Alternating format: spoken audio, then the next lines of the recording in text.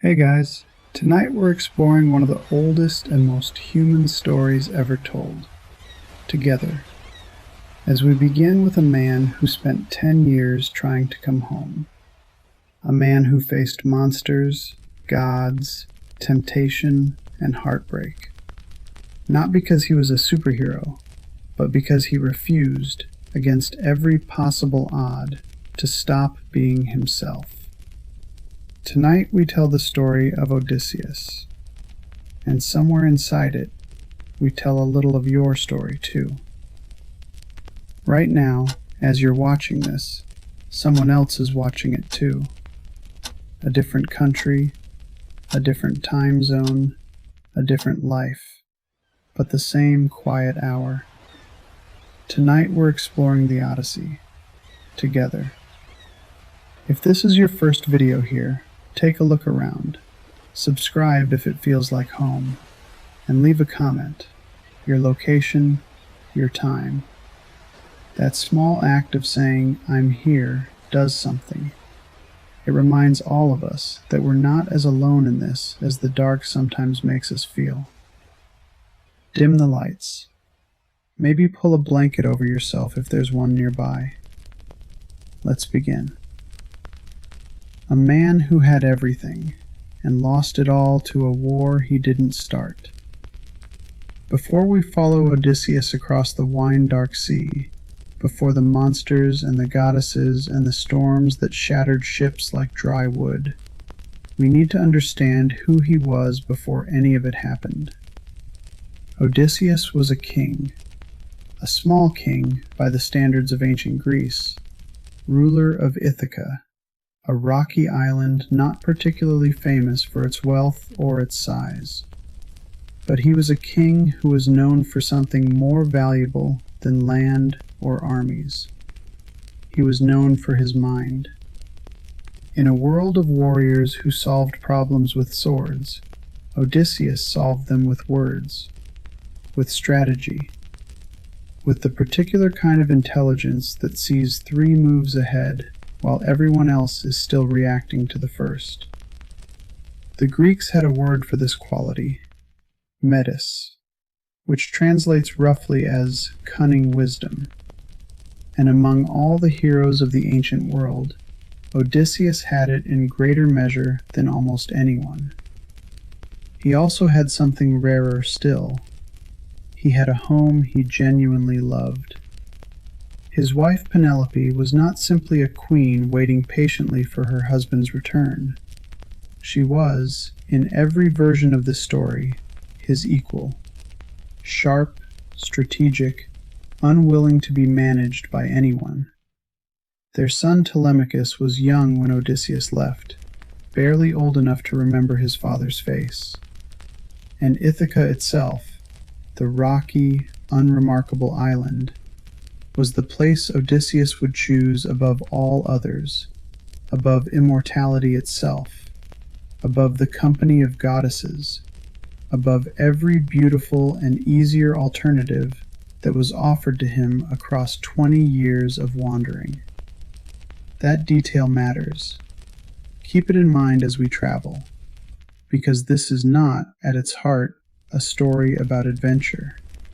It is a story about longing, about what a person is willing to endure and sacrifice and lose in order to return to the place and the people that make them feel most fully themselves.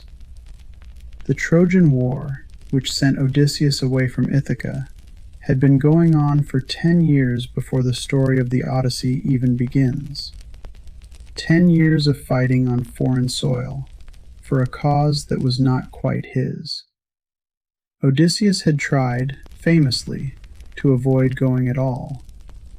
When the Greek kings came to recruit him for the war, he pretended to be mad, plowing salt into his fields, sowing stones instead of seeds, behaving like a man who had lost his mind entirely.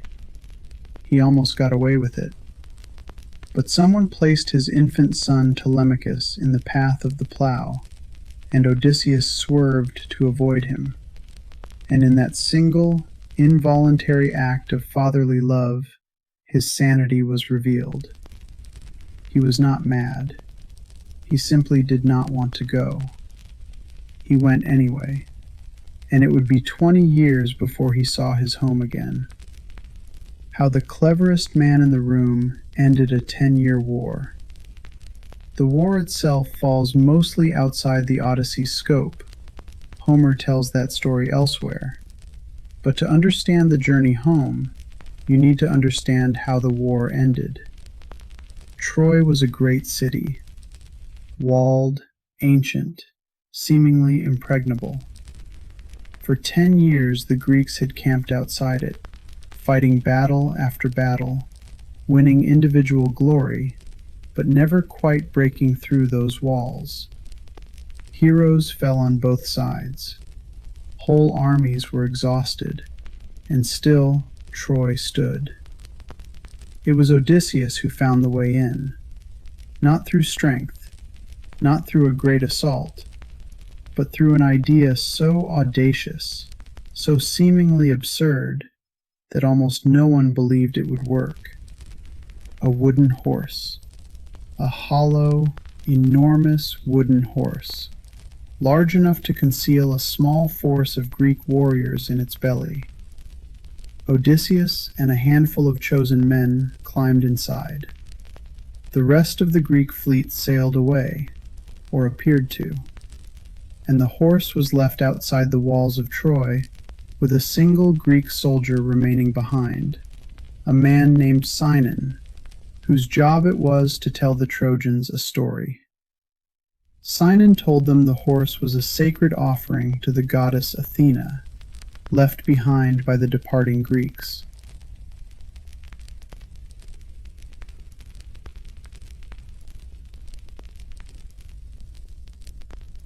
He told them it had been made deliberately large so that the Trojans could not bring it through their gates, because if they did, Troy would be protected by the goddess forever.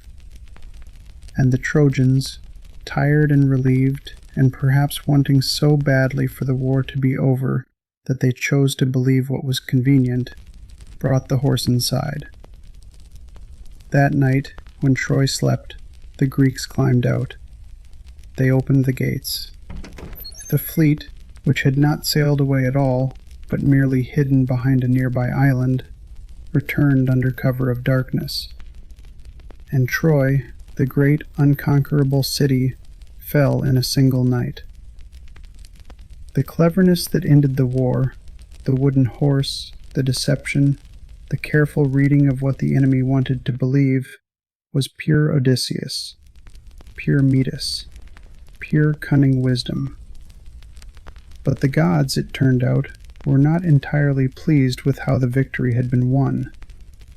The sacking of Troy had included acts of violence against sacred places, offenses against the gods that would not go unpunished. And so the Greek kings boarded their ships and began the journey home. Most of them made it. Odysseus did not. The sea that waited for him was not just water and wind. It was something older, something more personal, a punishment and a test. The first temptations, victory and forgetting. The very first stops on Odysseus's journey home are, psychologically, the most instructive, because they're the most ordinary. The Cicones were simply an enemy tribe. After leaving Troy, Odysseus and his men landed on their shore and raided their city, taking food, wine, treasure. It was the kind of thing victorious soldiers did in the ancient world. But then, instead of getting back on the ships immediately and sailing on, the men stayed. They feasted on the beach. They celebrated. They slept. By morning, the Cicones had regrouped and brought reinforcements. In the battle that followed, Odysseus lost 72 men. 72 men, not to a monster or a god, but to ordinary human overconfidence, to the belief that because they had won, they were safe, that because they were strong, they could afford to linger. It's a quiet lesson, and it comes early. The first thing that endangers this journey home is not some external supernatural force, but something internal. The failure to know when to stop celebrating and start moving. The next stop was stranger. The land of the Lotus Eaters was, on the surface, peaceful, almost paradise. The people there lived on the flowers of the lotus plant, and anyone who ate those flowers felt an overwhelming sense of peace, of contentment, of forgetting. Forgetting. That's the key word. When 3 of Odysseus's men ate the lotus flowers and sat down in the soft grass, they forgot about home. Not dramatically. They didn't renounce it or decide they didn't care. They simply stopped feeling the pull of it. The longing dissolved. The urgency evaporated. They were happy in a soft and effortless way, in a place that required nothing of them. Odysseus dragged them back to the ships by force, weeping, unwilling to leave. For 3,000 years, readers and scholars have debated what the Lotus Eaters represent. Addiction, certainly, but something more specific, too. The particular seduction of a life that asks nothing of you, that numbs the longing without satisfying it, that offers peace as a substitution for purpose. Odysseus recognized it for what it was. Not paradise, but a trap. A comfortable trap, one that didn't look like a trap at all, which made it, in some ways, the most dangerous kind. He pulled his men away and kept moving. What happens when cleverness is used for the wrong reasons? The most famous episode in the early journey is the one with the Cyclops, and it's worth telling slowly because it contains one of the most psychologically interesting moments in the entire epic. The Cyclops, Polyphemus, was the son of Poseidon, god of the sea. He was enormous, one-eyed, and he lived alone in a cave on his island with his flock of sheep, subsisting on milk and cheese, and, when the opportunity arose, men. When Odysseus and 12 of his men entered that cave, they were hoping to find a hospitable host, hospitality being a sacred obligation in ancient Greek culture.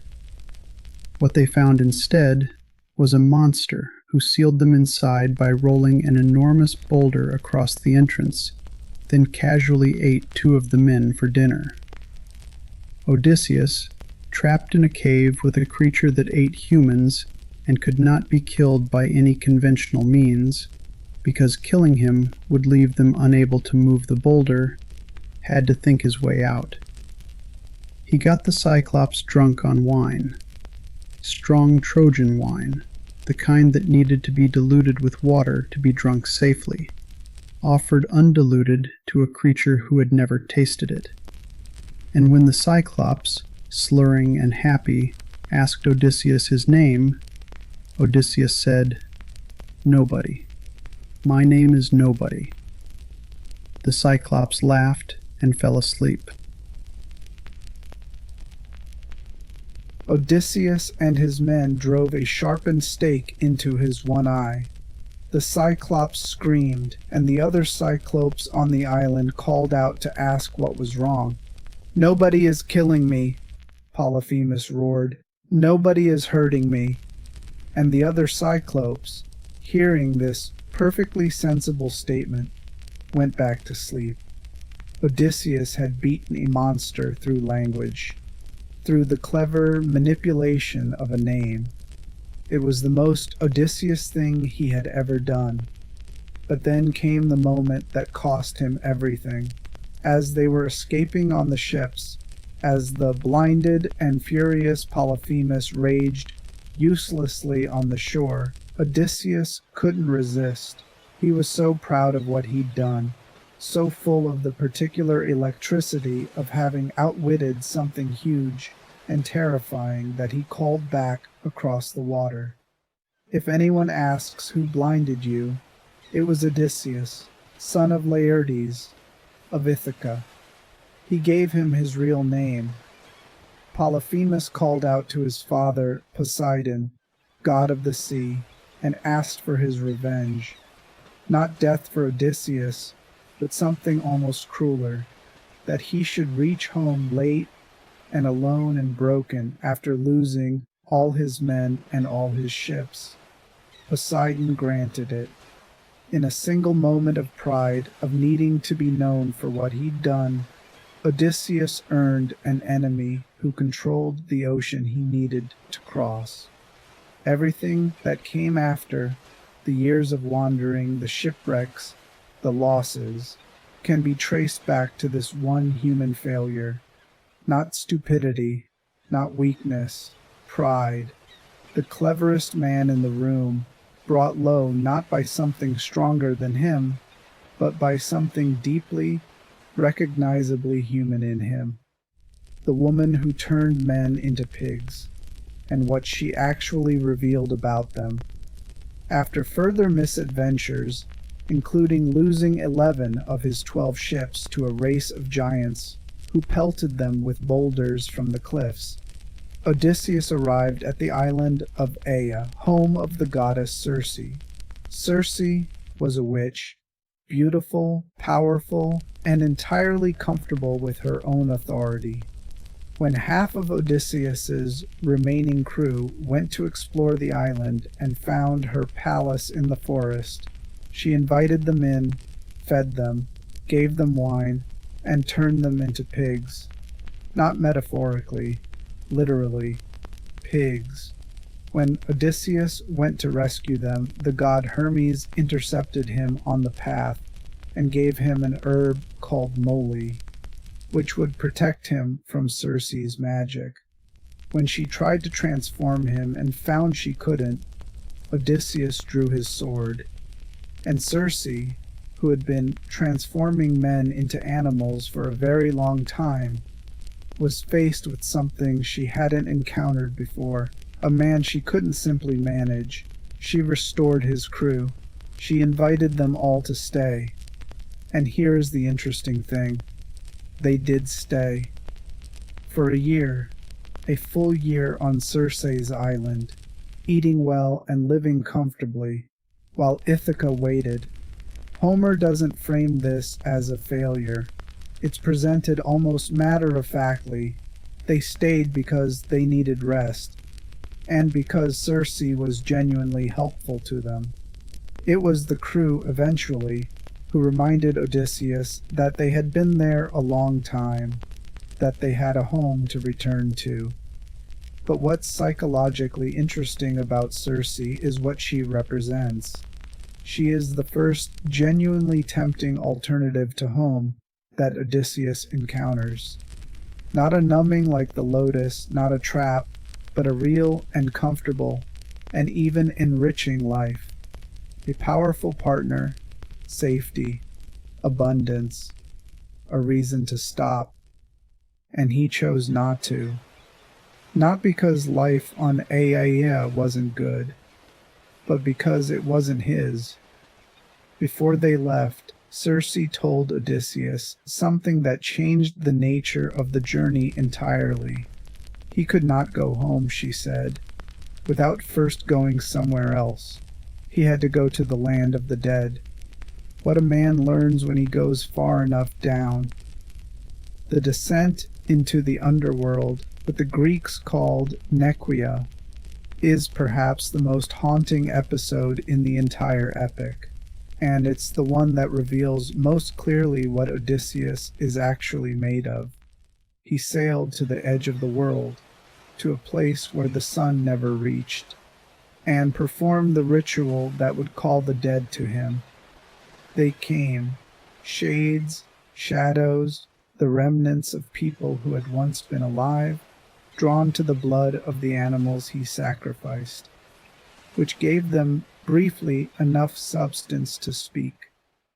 The first shade to come was Elpenor, one of his own crew, who had died just before they left Aea, falling drunk from a rooftop. He hadn't even known the man was dead. Elpenor asked only to be properly buried, so his spirit could rest. Odysseus promised he would. This is a small moment in a large episode, but worth pausing on. A king at the edge of the world, making a burial promise to a minor crew member. No glory in it, no strategic value. Just the recognition that every person in his company deserved to be mourned properly, and that a leader honors even the ordinary dead. Then came the blind prophet Tiresias, who had been the purpose of the whole journey, the one who could tell Odysseus how to get home, what obstacles remained, what he needed to do. Tiresias told him about Poseidon's anger, about the island of Thrinacia, where the sacred cattle of the sun god grazed, and the absolute prohibition against touching them, about what waited for him at home, and what it would cost him before he could finally rest. It was not encouraging news, but the encounter that stopped Odysseus completely, the one that cost him something no prophecy could account for, was his mother. She had died while he was at war. He hadn't known.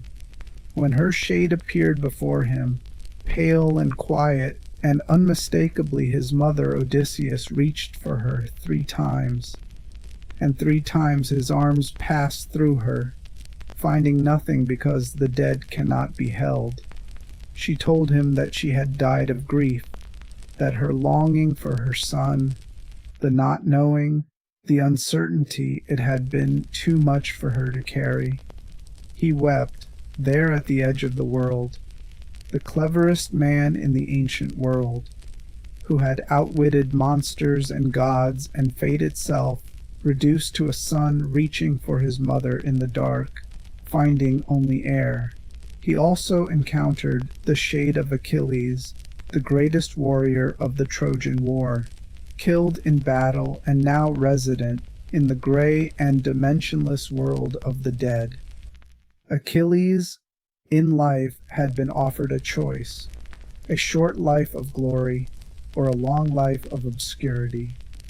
He had chosen glory. Odysseus expected to find him proud of that choice. He found something more complicated.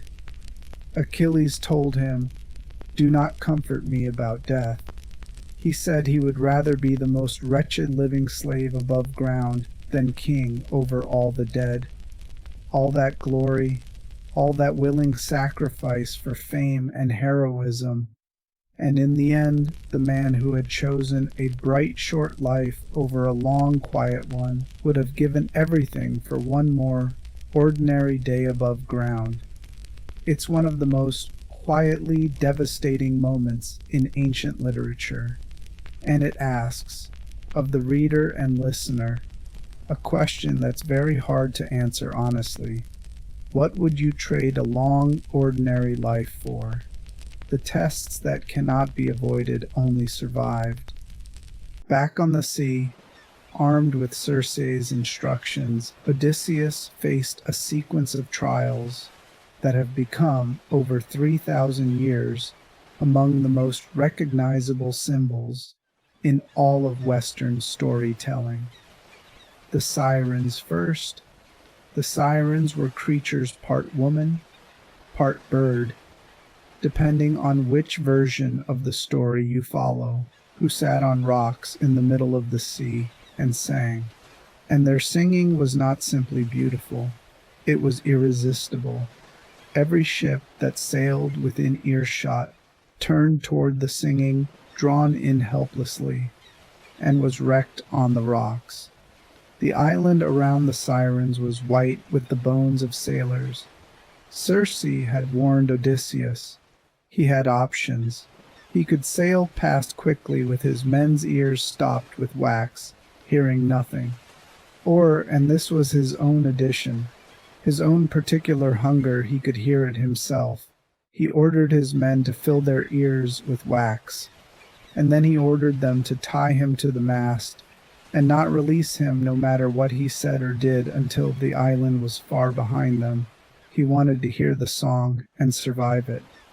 The only man in the ancient world to do so. When the singing reached him, it was even in Homer's telling something extraordinary. The sirens called to him by name. They promised him knowledge. They told him they knew everything that had happened at Troy, everything that would happen in the world, and they would share it all with him if he would only come closer. That's the detail that matters. They didn't promise pleasure exactly. They promised knowledge, understanding, the answers to all questions. Odysseus screamed to be released. He begged his men to untie him, and his men, following his own orders, tied him tighter and rowed harder until the island was behind them. He heard the song and survived it, but the cost of surviving it was having wanted desperately and helplessly to go toward it anyway. Then came Scylla and Charybdis, a double trap with no good options. Charybdis was a whirlpool that could swallow an entire ship whole. Scylla was a six-headed monster that lived in the cliffs above and would reach down to snatch sailors from their ships. Circe had told him the only rational choice: sail close to Scylla, lose 6 men, 1 to each head, and keep the ship. Sail close to Charybdis and risk losing everything. Odysseus chose Scylla. He lost 6 men. He watched it happen specifically, he tells us. They called his name as the heads lifted them, reaching down toward him, and he could do nothing.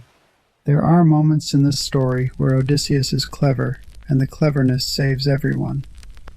And there are moments where wisdom looks like something else entirely, like standing at the helm of a ship, watching your people be taken, because you made the only calculation that kept the most people alive, and you have to live with the sound of your name in their mouths. The moment that cannot be undone. Tiresias had warned him. Circe had warned him. The instruction was absolute, and Odysseus had repeated it to his crew before they ever saw the island of Thrinacia. Do not touch the cattle of the sun god Helios. Do not harm them. Do not even think about it. They landed on the island intending to stay only briefly, to rest and resupply. But the winds turned against them. Days became weeks. Their food ran low, then lower. Odysseus, who had an uncomfortable feeling about the island from the start, slept badly and prayed constantly, and tried to keep his crew occupied and away from the herds grazing on the hillside. But he couldn't watch them every moment. While he slept, exhausted from weeks of vigilance, his crew made the decision. They slaughtered the cattle. They reasoned, with the particular logic of desperate and hungry people, that they would appease the sun god with sacrifices, that they would make it right somehow, that any punishment the god sent could be dealt with once they were safely back at sea. This is, psychologically, one of the most honest moments in the entire epic, because the crew's reasoning isn't entirely stupid. It's the reasoning people use when they know they're crossing a line they shouldn't cross. I'll figure out the consequences later, that hunger and desperation and exhaustion make feel almost sensible. Helios demanded vengeance. Zeus sent a storm the moment they left the island, and it destroyed the ship entirely. Every man drowned. Everyone. Odysseus alone survived, clinging to wreckage, washed back past Charybdis, nearly swallowed by the whirlpool, barely alive. He had done everything right. He had warned them, guarded them, prayed without ceasing for weeks, and he still lost everyone. There is no psychological comfort in this part of the story. no lesson that makes it hurt less. Sometimes the thing you warned against happens anyway. Sometimes you do everything within your power, and it is not enough. Sometimes the people you were trying to bring home make a choice you couldn't prevent, and you are the only one left to carry the weight of having survived them. When a goddess offers you everything, and you choose your ordinary life. Odysseus washed ashore on the island of Ogygia, where a goddess named Calypso found him. Calypso was not a monster. She was not a trap or a test or an enemy. She was, by every available measure, extraordinary. Beautiful beyond human comparison. Kind. Genuinely fond of Odysseus in a way that went beyond what might have been expected of a goddess encountering a washed-up mortal on her shore. She took him in. She nursed him back to health. She fed him, sheltered him, loved him. And then she offered him something that no human being had ever been offered before: immortality. If he would stay with her, on her island, she would make him immortal. He would never age. He would never die.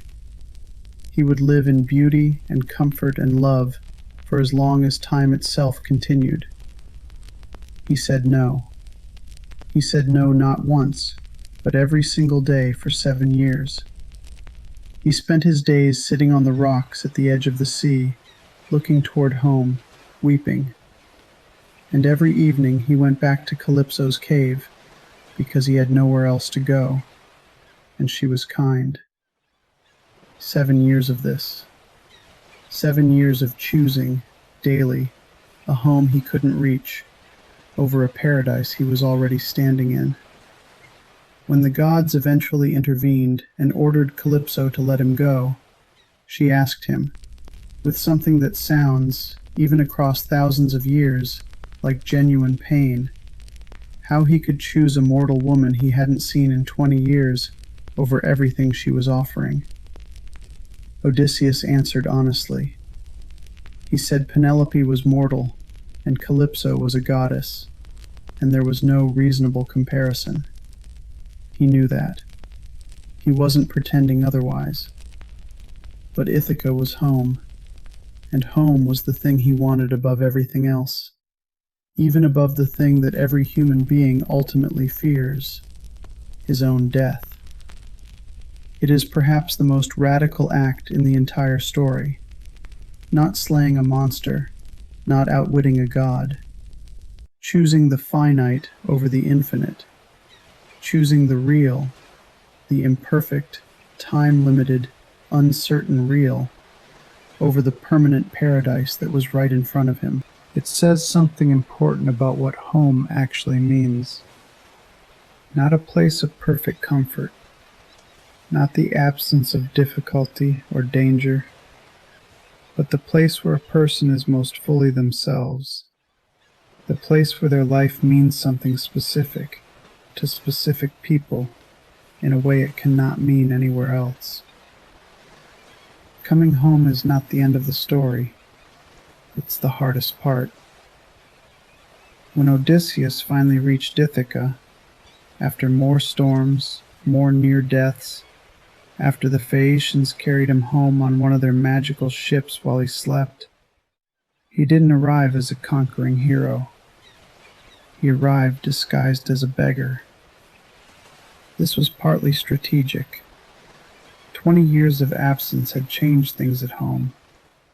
His palace had been invaded by suitors, more than 100 of them, powerful men from across the islands who had come to court Penelope and who had been eating Odysseus's food, drinking his wine, and insulting his household for years.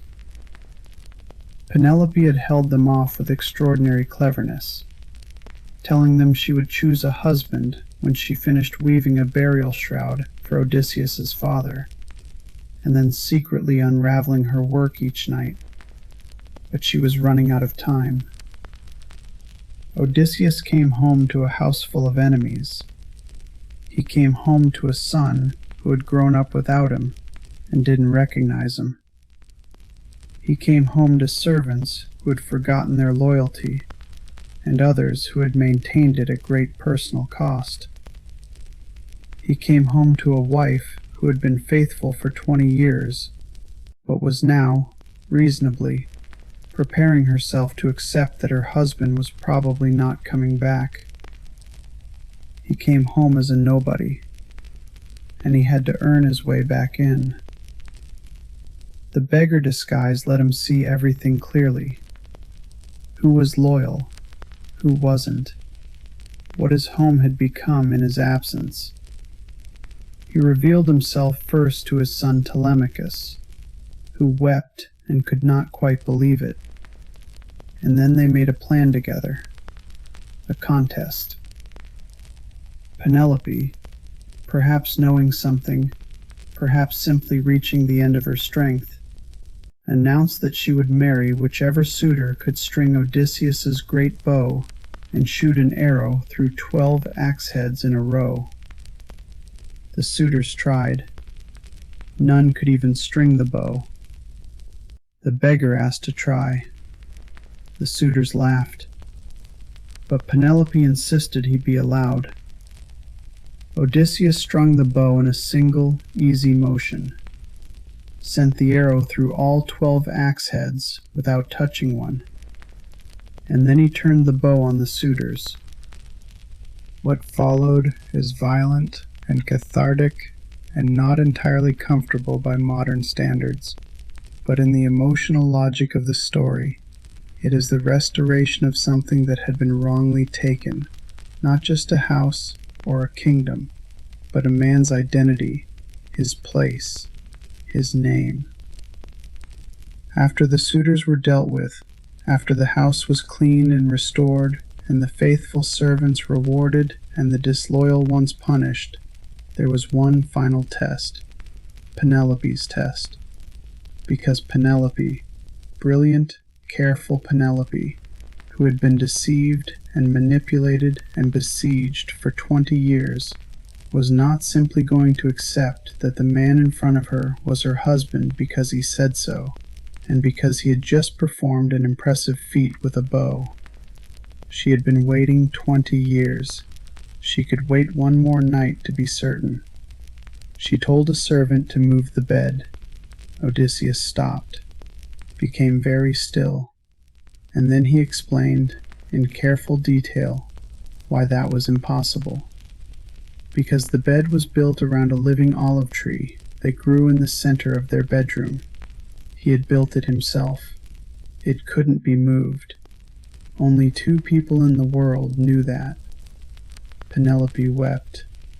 And finally, after 20 years, after Troy and the Cyclops and the Sirens and Calypso and all the rest of it, she let herself believe he was home. What the oldest story in the world is actually about. I want to speak slowly now as we reach the end of this journey. The Odyssey is nearly 3,000 years old. It was told out loud around fires long before anyone wrote it down. And it has survived this long not because it's a thrilling adventure story, though it is that, but because it is about something that every human being who has ever lived has felt: the desire to go home. Not to a place, necessarily. The word home, in the deepest sense, is not about geography. It's about the feeling of being in the right life, being known by the right people, being in a place where your presence means something specific and irreplaceable, where you are not interchangeable with anyone else. Odysseus was offered easier lives, lotus flowers that would dissolve the longing, Circe's island, comfortable and safe, Calypso's immortality, eternal and painless.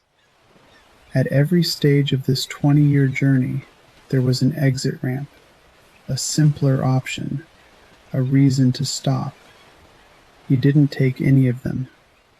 Not because he was fearless. He wept on Calypso's shore every day for 7 years. Not because he was certain he would make it. There were moments when every reasonable calculation pointed toward death. But because the thing he was traveling toward mattered to him more than anything the alternatives were offering. And when he finally got there, it wasn't perfect. His house was full of enemies. His kingdom was in disarray. His son barely knew him. His wife had to test him before she could believe in him. Coming home didn't solve everything. It just gave him the right ground to stand on, while he dealt with everything that needed dealing with. There's something in that for all of us, I think. Whatever it is that you're making your way back to, a version of yourself you've lost touch with, a relationship you've been too afraid to repair, a life that feels more truly yours than the one you're currently living. The journey toward it is rarely clean or quick or simple. There are sirens that promise knowledge if you'll just come a little closer. There are comfortable islands where it would be easy to stay. There are moments when the thing you wanted seems impossibly far away, and the storm is too big, and the ship is coming apart beneath you. But Odysseus made it home. Not because he was perfect, not because he didn't make mistakes. He made enormous ones, and they cost him dearly. But because he kept moving, even when he was moving slowly, even when the sea was against him, even when the only progress he was making was surviving another day. Tonight, wherever you are, whatever quiet hour this is for you, you are somewhere on your own journey. And just like Odysseus, you carry within you something that the monsters and the storms and the long detours cannot take. The knowledge of what home feels like. The memory of who you are when you are most fully yourself. That knowledge is the star he steered by for 20 years, through everything. Let it carry you too. Let your breathing slow now. Let the story settle in you the way old stories do, not as something to be analyzed or resolved, but as something to be felt. You have traveled far tonight. You have earned your rest. Close your eyes and let the sea be still. If this reached you tonight, leave a comment, just your city and the time. And if you want more nights like this one, subscribe. We're here every Monday, Thursday, and Sunday. Same quiet place, same honest voice. Good night, wherever you are.